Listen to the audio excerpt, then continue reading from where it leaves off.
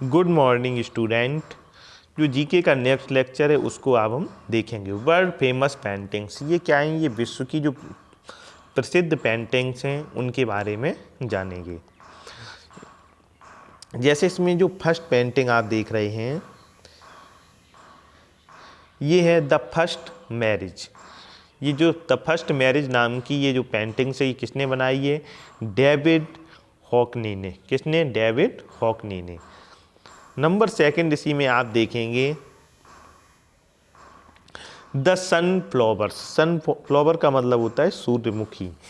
तो ये वैन गो ने इसको बनाया है। ये पेंटिंग्स क्या है? कोई भी जो चित्रकार होता है, जो पेंटर होता है, वो क्या पहले उस पेंटिंग को बनाता है, उसका एक यूनिक नाम देता है, फिर वो उसके आधार पर वह फेमस होती है। जैसे कि ये थर्ड वाली है, the good and evil angels struggling for a child. एक अच्छा इविल, एक अच्छा एंजल और एक बुरा एंजल, दोनों क्या कर रहे हैं? स्ट्रगलिंग, संघर्ष कर रहे हैं फॉर ए चाइल्ड। किसके लिए? एक बच्चे को लिए हुए। आप जैसे इसमें देखेंगे कि जो एक गुड एंजल है उसके गोद में एक बच्चा है, वह उससे कौन छीनना चाह रहा है? जो एक इविल है एंजल है वो उसको छीनना चाह रहा है। तो ये पेंटिंग किसने बनाई है? ये बनाई है ब्लैक ने। ये ब्लैक नाम के जो पेंटर उन्होंने। नंबर फोर्थ है पीपुल इन सोवर ऑफ रैन। इसमें क्या है कि जो लोग हैं वह सोवर कर रहे हैं, उनके ऊपर पानी की बूंदें पड़ रही हैं। किसकी? बारिश की। तो ये किसकी बनाई हुई पेंटिंग है?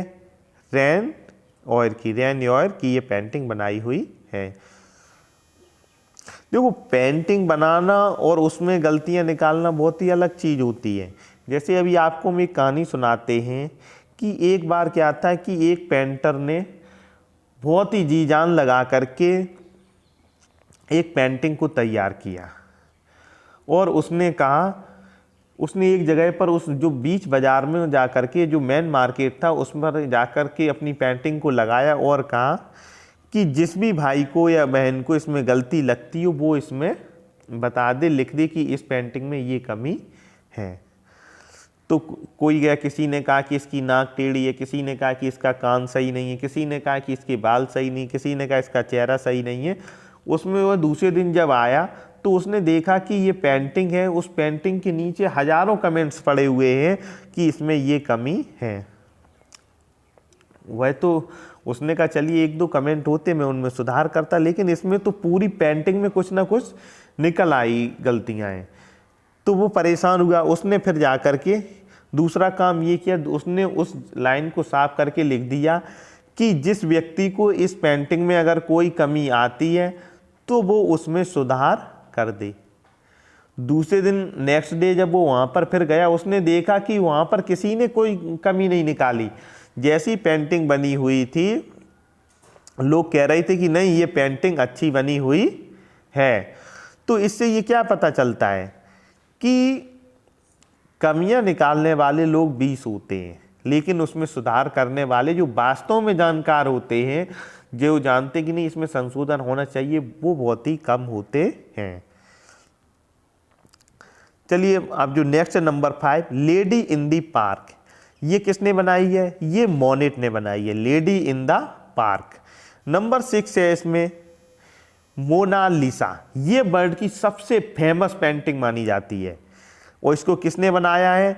लियोनार्डो द विंची ने। इस पेंटिंग को आप कभी भी, ये आज तक का इतिहास रहा है, अगर पेंटिंग्स में टॉप 5 या टॉप 3 में नाम आता है तो इस पेंटिंग का नाम अवश्य आता है। आप सभी पेंटिंग्स एक बार शायद भूल भी जाएं, लेकिन इस पेंटिंग को आपको कभी नहीं भूलना है, जिसमें कि ये एक तस्वीर है। इस तस्वीर में एक मुस्कुराती हुई लड़की की तस्वीर है। इसका क्या नाम है? मोनालिसा।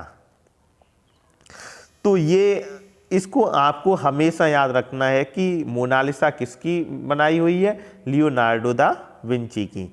इसमें हम ये भी देख लेते हैं, do you know when go sold only one painting.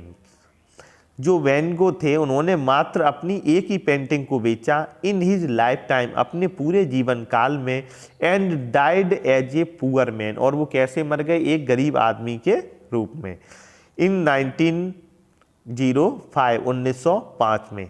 एक ग्रुप ऑफ फ्रेंच पेंटर्स, एक ग्रुप है किसका, फ्रेंच पेंटर्स का, was called the wild beast, उसको क्या कहा जाता था, वाइल्ड बीस्ट। वाइल्ड मीन्स होता है जंगली और बीस्ट मीन्स होता है जानवर। तो ये क्या होते, ये ग्रुप अपना एक नाम रख लेते थे जिससे कि इनको जो किस विचारधारा की पेंटिंग्स बनाते हैं तो ये उनका प्रतिनिधित्व करता था ये group. Because their paintings seemed so violent and distorted, जो इनकी पेंटिंग्स होती थी वो कैसी होती थी, वॉयलेंट, उसमें हिंसक चीज़ें दिखाई हुई होती थी, और डिस्टॉर्ट और विकृत चीज़ें दिखाई हुई होती थी, इसलिए इस ग्रुप का क्या नाम था, वाइल्ड बीस्ट्स। इसी के साथ ही आज का लेक्चर समाप्त होता है। Thank you.